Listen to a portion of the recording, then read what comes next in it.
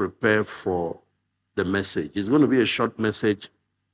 Ecclesiastes chapter 7 verse 1 said, please, can you put it up? Let everybody see it. A good name is better than precious ointment. I'm sure you heard all the testimonies. The day of death is better than the day of birth. I've wondered why the Bible said this. Verse 2. It is better to go to the house of mourning than to go to the house of feasting. I've also wondered why it is better to attend a funeral than to attend a party. But this one, the Bible gives us the answer. For that is the end of all men. All of us are going to end up there. And the living may lay it to heart. It gives us an opportunity to reflect on our future. Verse 3. Sorrow is better than laughter, for by the sadness of the countenance, the heart is made better. So people who want to live a better life, who want transformation, who want to be better human beings, you can't just live in the world of party, excitement, and laughter. You don't have moments of solitude. You don't have moments of reflection. Burials is one of those special moments that God provided for all of us to reflect all over again on our life. You know,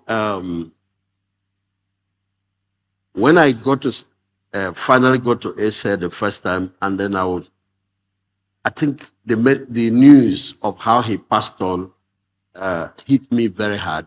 That was early morning of Sunday. He was preparing for a service. He has prepared the sermon, but he never got to the church to preach it. And for many of us that are pastors and leaders, because we have the privilege of preaching to other people, but the man that is preparing for other people must be prepared too. Today is very special. I would not miss it for anything in this world.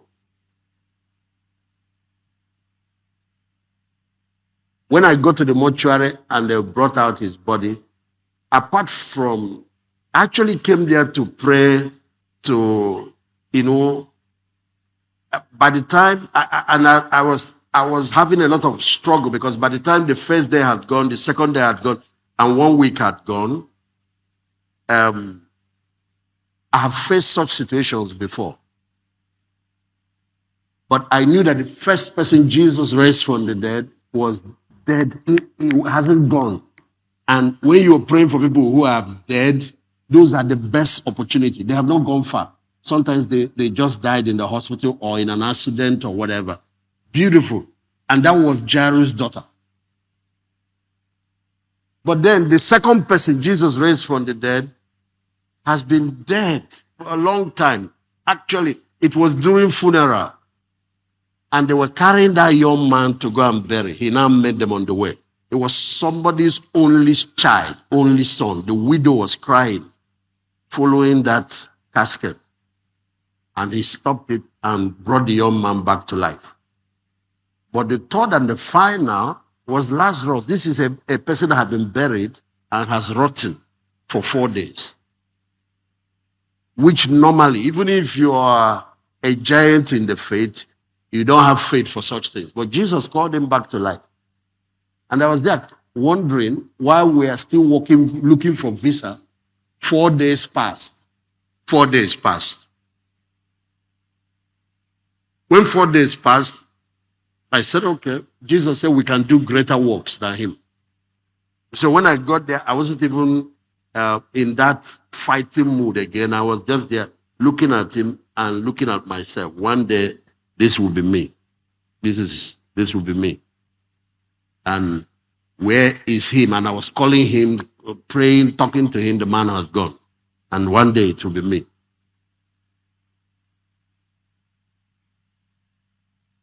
You know, opportunity to visit those who are sick in the hospital.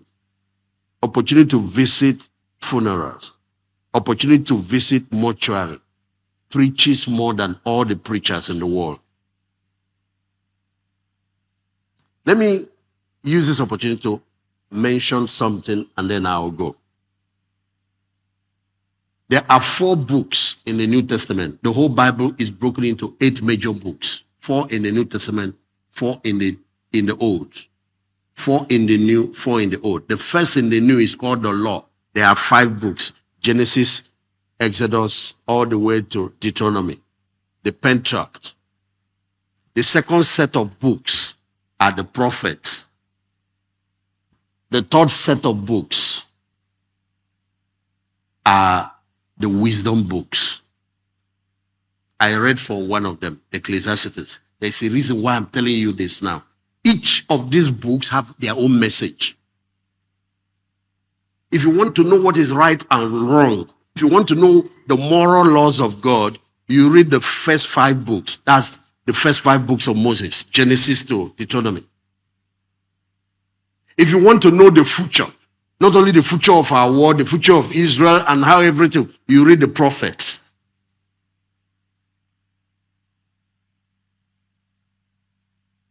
But if you want to deal with the affairs of this life and succeed, you read the wisdom books. There are 5. You have Proverbs, you have Ecclesiastes. Then in the middle, you have Job. After Job, you have the book of Psalm and Songs of Solomon. In the New Testament, you also have 4 sets of books.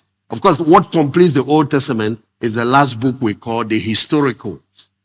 These ones kept the records of everything that God has, all the dealings of God with the children of Israel. It started with the book of Joshua, the book of Judges, the book of Ruth, 1st and 2nd Samuel, 1st and 2nd Kings, 1st and 2nd Chronicles. Then you have people like Esther, Nehemiah, and the book of the priest. What's his name? Ezra.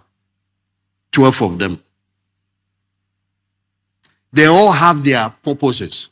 In the New Testament, the 4 books that represent the New Testament canon, like the law, are the 4 Gospels.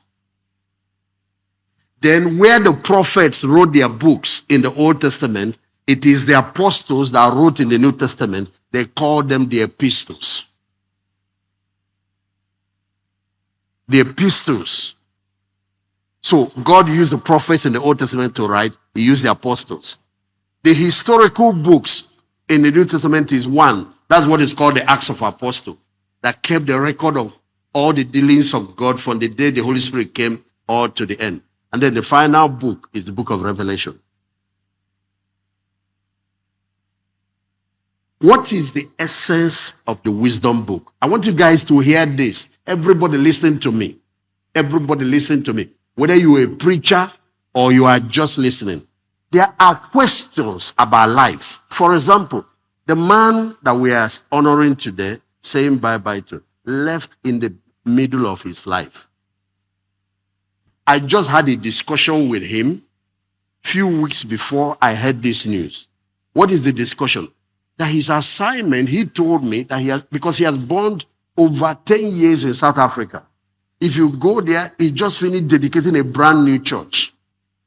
I promised him I was going to come and do a major program for him after he built that building. So what we're discussing is that his time, he has finished his assignment in South Africa. He has had that discussion with his family. The man is a doctor, is a PhD. Some news. What kind of news is that? What kind of news is that? Now, in ministry, there are things, even in Christian life, and even in life, there are things that are confusing. There is nothing like God told anybody anywhere. I said, okay, did he know when he was talking to me that his time here? But if he knew, why didn't he? We were talking about the next phase, not about leaving the earth. Now, I want to answer a question because even theologians find it hard answering questions like this. When things like this happen. And you need to know that the man we are following passed on at the age of 33. He left his followers left his apostles confused. Of course, the man that was going to take up the ministry after him, Peter, went back to his profession of fishing, abandoned the ministry.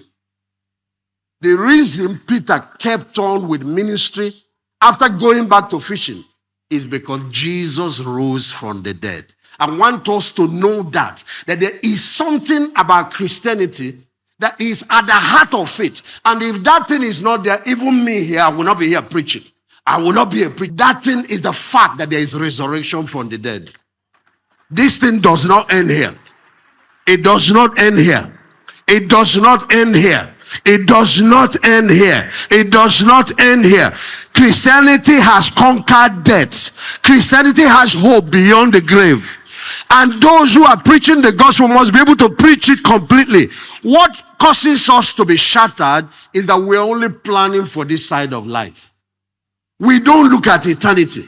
The modern church and most of the teachings is about success and how to succeed on this side of life. You're only preaching half truth. What you're preaching is true, but it's half truth. Here is what I want to show us. When you come to the wisdom books, the primary wisdom book, and Solomon wrote it at the prime of his life as a young man. When God blessed him with wisdom, he was wiser than any man that has ever lived. Is the book of Proverbs. The message of that book is that there is something, a law, something invisible that is not obvious to the natural eyes that is governing this universe. And that is what is called wisdom.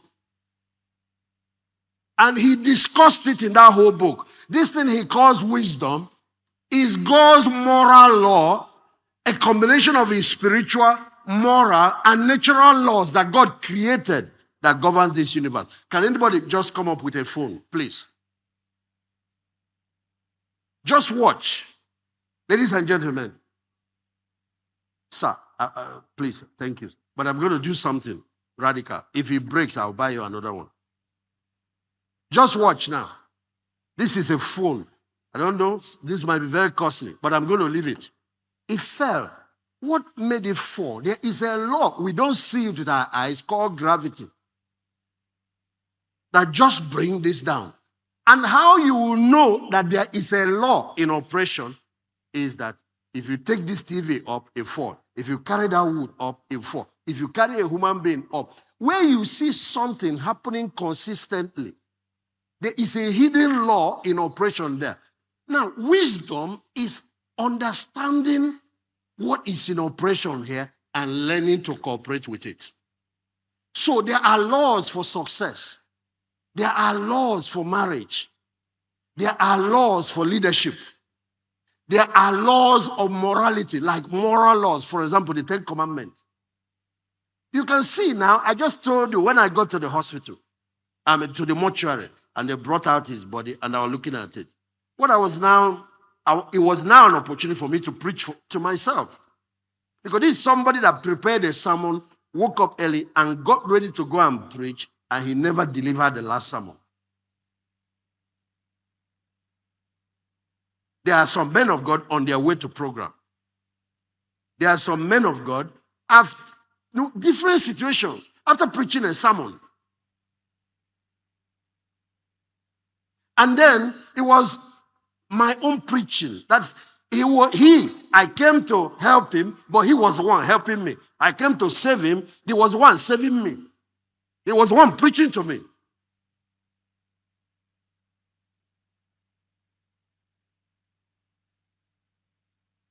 Because there is a law there, you will only be wise to pay attention because you're also going to end up there. There is a spiritual law of sin and death. And because Adam brought this law into motion, all human beings born of Adam will go through that. I thought that the Son of God, who is Jesus Christ, should have been exempted from it. So it will do you good. Wisdom now is learning those laws. And even if you don't understand everything about it, to learn to live your life in submission to them. Because you see, if I argue against gravity and go and jump out from a height, what happens is that the law destroys you because these laws are no respecter of persons. They are laws of health. They are laws of success. So the book of wisdom, the book of Proverbs, is to teach you, if you do this, this is how you end up. If you obey God, you will succeed. And he summarized by letting us know that the fear of God is the beginning of wisdom. If you serve God, for example, you are going to end up this way. You are going to be blessed. Your top preachers preach. But among the wisdom books, there is one book called the book of Job. Yet, it is as solid as the book of Proverbs. What is the message of the book of Job? The message of the book of Job is that bad things can happen to good people. Can I say it again? The message of the book of Job is that there is 1% exception to the general rule taught by Proverbs.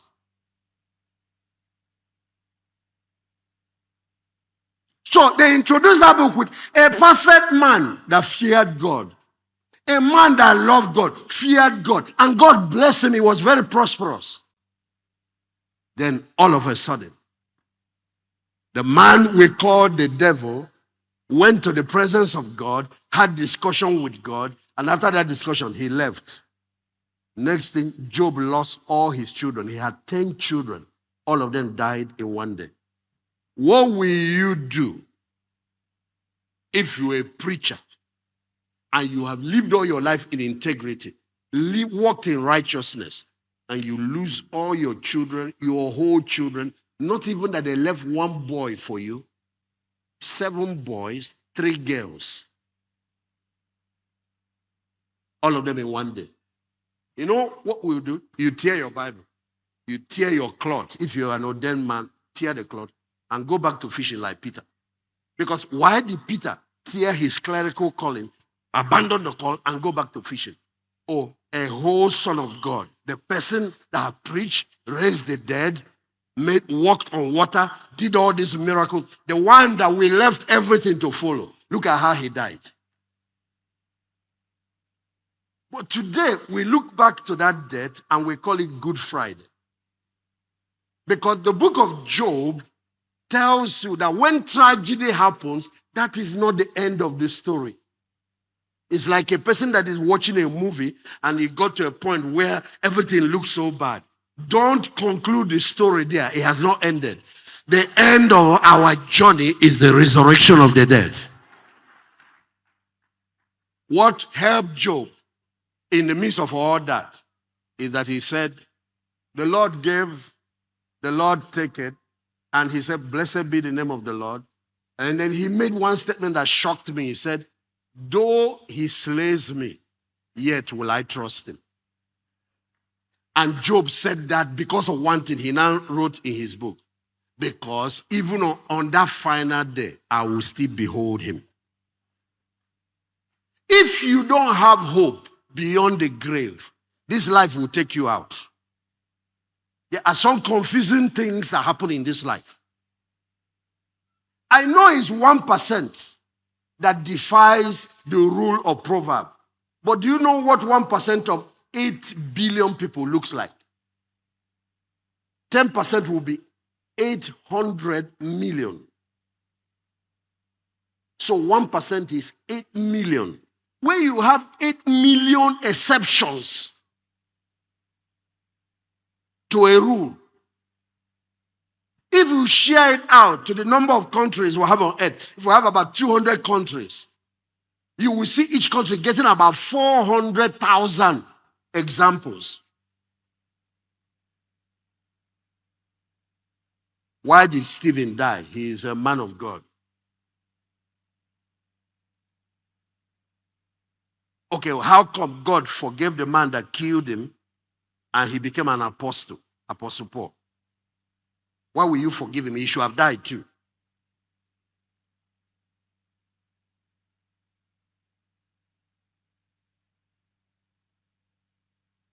So the Lord explained this thing to me. And one of the things he taught me is, in life, the highest and the most honored people, and that's one of the reasons I'm here. This is not the first time we've lost pastors. It doesn't mean I go around attending all funerals. I don't. There are a lot of other pastors, and we all have our own responsibilities. This is one of the reasons I'm here. The people that are dearest to me, the people that I honor the most, the people that I hold in the highest honor, not only in Dominion City, but all over the kingdom, are missionaries. Missionaries. I came here to honor a missionary extraordinary. That's the point. I'm a missionary myself. I'm not a sitting. Don't have any church. Neither do I have any congregation. That's why you see me everywhere. In a couple of weeks now, it's the nation of Uganda, Kenya, Mombasa, and all of that. Missionaries. This is how the Lord explained it to me. When difficult times come up in every nation, there are people who will be called upon to leave the comfort of their family, leave the comfort of life, volunteer their life in risky businesses. One of them is the military, to prevent killing of civilians again in the future. A group of people will have to put their life down, and some of them will not come back. But the work they do is what ends up providing salvation, security for others. Soldiers, when COVID hit the world, there are people, they call them first responders, doctors, that will have to go in the battlefront and face this thing head on. When Ebola entered Nigeria, the person, that lady that was taken out, if I'm correct, was a medical doctor. Is she a medical doctor? That one man brought death that could have killed millions of people. But another woman put her life down to be able to stop what would have killed the rest of us from going. That's why such people in heaven are given special honors. And that's where our Lord Jesus falls in. He could have come here. After all, he was God. He was the controller of life. Live 1,000 years, drive Rolls Royce, build estates, and then at the end of the day, what you'll be reading is how many estates and how many cars he has. Is that what you read about the apostles? Is that what you read about Jesus? Is that what you read about Stephen, Peter, Paul, or any of those Christians? Why did they all die for this cause? Today, salvation can come to millions of people because of their sacrifices. We have missionaries that brought the gospel to us here. Some of them died of malaria. I was reading about one particular woman that had only 2 boys, and they were doctors. So when they came to their church to look for missionaries that would come to Africa, the first son went, and he died. When they finished the burial, when they brought back the body back to England and they finished all that, you know what she said? He said, Lord, I don't have any child anymore left in my womb. I've passed the age of bearing. But this boy has a brother. And they are talking about somebody to go and replace him in the mission field. Let his brother also go. Why will somebody do that kind of thing? Why will the family of Peter donate Peter and donate Andrew, 2 boys? Why will the family of John donate John and donate James? And all of them died as martyrs. Why will the family of Jesus donate 3? Do you know that after he was crucified, his brother James became an apostle? He became the pastor of Jerusalem church. His younger brother Jude became an apostle. Whenever you read the epistle of James, that's the younger brother of Jesus. When you read the epistle of Jude, that's the younger brother of Jesus. Why will a family that just lost their firstborn at the age of 33, donate 2 more. What do they know about it? Why will a woman say, my son has died to bring the gospel to these Africans, let his younger brother go? And his younger brother went. Why will you do that? Why is it that when soldiers die in the battlefield, we know that they died, we recruit more people to go? Why did they put the book of Job among the book of wisdom? Whatever wisdom you have, and all your wisdom can teach you is how to succeed in this side of life. You are not yet wise. Until you have prepared for death, you are not prepared for life. Can I say it again? Until you have prepared for death, you have not prepared for life.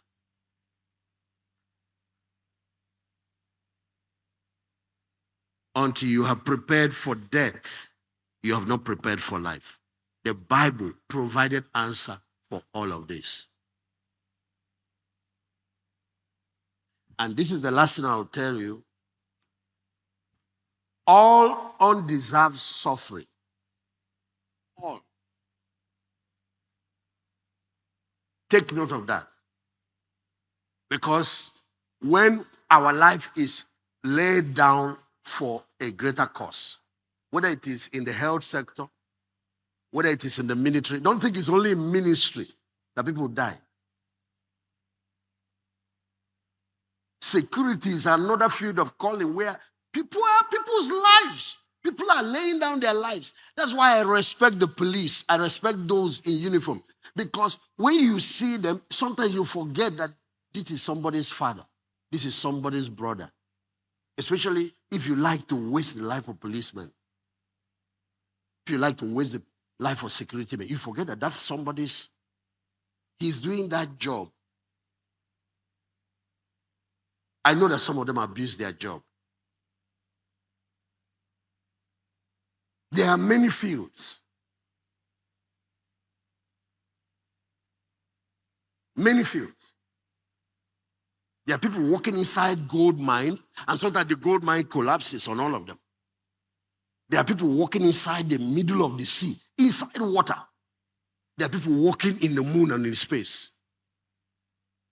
So it's not only ministry that you find challenging and risky, but there is something that is a law that undergirds life and death. All undeserved suffering, all has redemptive value. If you see an armed robber die for his crime, his death can't save anybody. The reason the death of Jesus can save the world is that he was not dying for his sins. I want you guys to take note of that. Isaiah 57, please put it up. Oh, I need to go. Okay. All undeserved suffering. If you lay your life down for a worthy cause, that life that is laid down produces redemption, salvation for people that are left behind.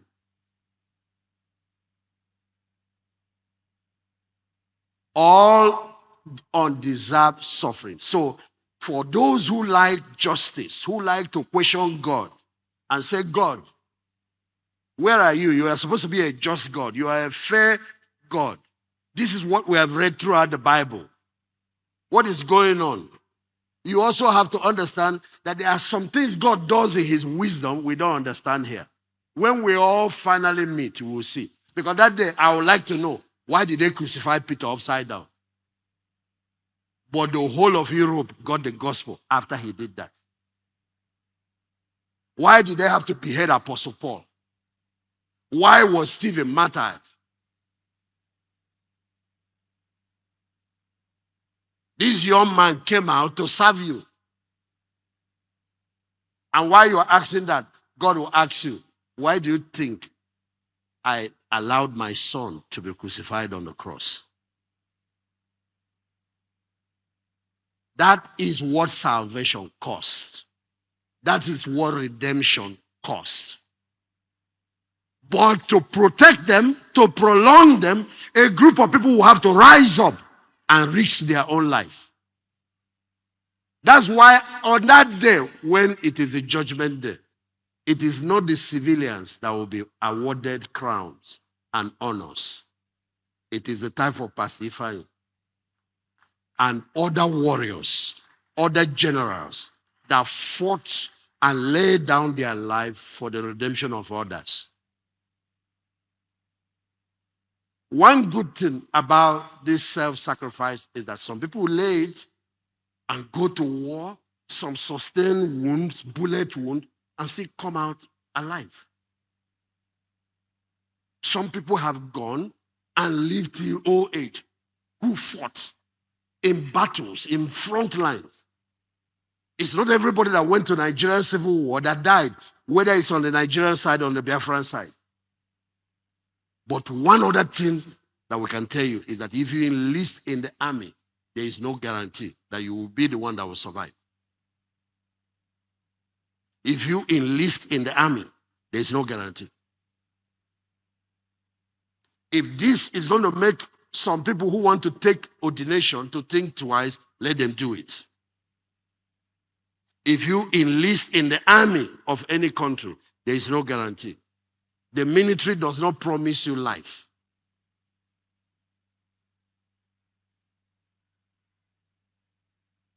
As a matter of fact, the person we are following said, I was not forced to come and do this. It's of my own will. I laid down my life that I might take it up. That I might take it up is where I leave us tonight. If there is no resurrection, then dying like this is foolish death. But God left certain things in nature to teach us that there is resurrection. You take a seed, put it in the ground, it dies. If you go the next day or 2 days or 3 days after and open up that place where you planted, what you see is manure. Just like the same way when we bury people, you go there and look at their body. You see manure. You see skeleton. But you cover the soil, leave it. Rain falls on it. After a while, that thing that has just died, a new life, you call a tree, comes out of it. That's what resurrection. That's why everywhere in the Bible they use planting a seed to illustrate it. Today we know something called recycling. Brother Mike, if you burn water now, burn water, you're cooking, and you fill a pot with water, you can heat it, boil, and finally it all evaporates and is gone. Spirit has gone back to spirit. Water is gone. That thing that vanished will condense, and that's what finally comes back like fresh rainfall that we call rain. They have discovered it in science and found that the matter cannot be destroyed. Actually, one of them said matter cannot be created nor destroyed. It can only be converted from one form to another. When you say that this stone that you have destroyed or this iron that you have destroyed, you have not. It breaks down back into its constituent elements, and from where you can create that thing all over again. Now, in human beings, they have traced it to something called DNA. How is it that during resurrection, that everybody will come back and will be able to recognize who is Pastor David, who is Pastor Ifeanyi, who is everywhere? Because once a tiny particle, those of you who are doctors know, of your DNA is preserved, you can be reproduced all over again. It's like the architectural drawing of a building. You can burn a building with fire. As long as you have the architectural drawing stored somewhere, you can reproduce that building. It's so serious that we can come to this man and take only a pinch of blood only. Not even his hand or head. From your blood, your whole you can be reproduced. Now they do cloning. They do all of that. Yet we don't yet understand the secret of life. But the person that created life is the one that came, died on the cross, was buried for 3 days to show that he died. They used javelin, pierced his side to really show that this is death, that he's not faking it. And after they killed him on the third day, he came back from life. And when he came back, He came back with all the Old Testament saints that have died for the past 4,000 years. He came back with Adam. He came back with Abraham. He came back with Samuel. He came back with David. He came back with Solomon and allowed them 40 days to be appearing to people in Jerusalem. And all of them had 5 weeks, 5 days to go back and see their descendants. Some of them, their descendants, they now have up to 200 years of descendants. They were busy appearing to them. I'm David that you've been reading about in the Bible. How come you are back? Because the man that created life came back to the underworld and brought all of us back.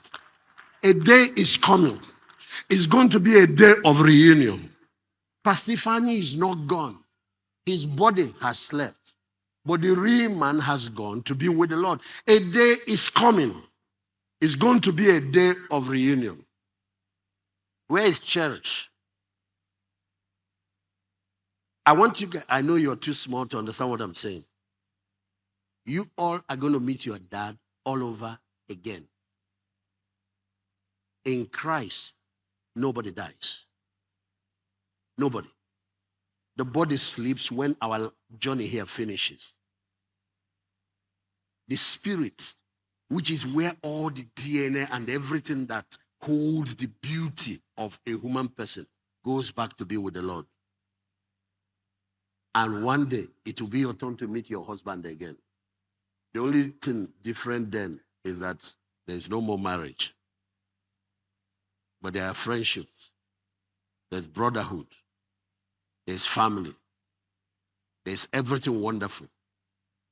But there's no more marriage. And I understand why there is no marriage there. Because in that new life, there is no more death. Marriage is necessary here so that we can be reproducing as we are dying. But in eternity where there is no more death, you don't need to be increasing population when nobody is being removed. Are you hearing what I'm saying? That's why angels don't marry. Those that attain resurrection don't marry. Because you can imagine if you give all of us endless life here in Nigeria, but no death.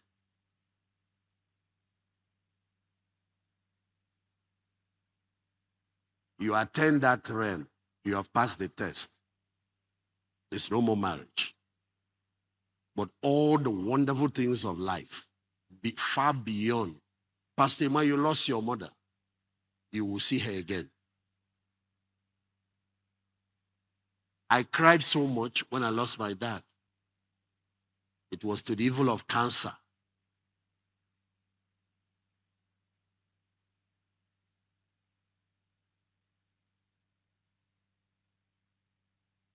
But you will see him again.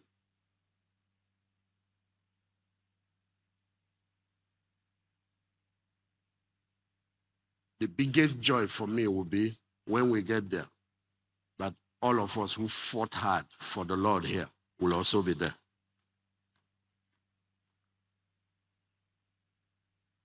All of us.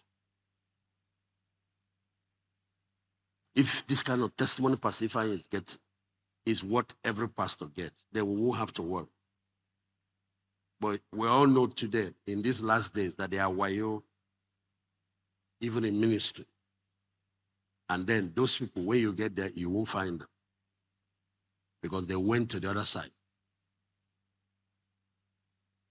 They went to the other side. It's the same testimony the South Africans are giving about him. The same testimony. I watched them when I paid them a visit. You know, they all stood like one family.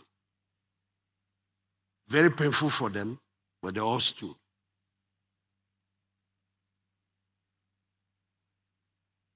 It took us a lot of wisdom to finally get them to even agree that he has gone anywhere. 2 weeks. These people were praying there and they refused to accept that their pastor has gone anywhere. Even when I got there, me that came to encourage them, it was tough. I played around for 3 days. I couldn't. How do you tell them? His wife was not in the mood to listen to anything. She was even, there were some of my friends who were pastors who had their churches. I sent earlier on while we were coming. And when she fought all of them off, some of them came to talk to me. A lot of these general overseers came together. They were his friends. Some of them he helped, even when he came, he was pioneering his own work.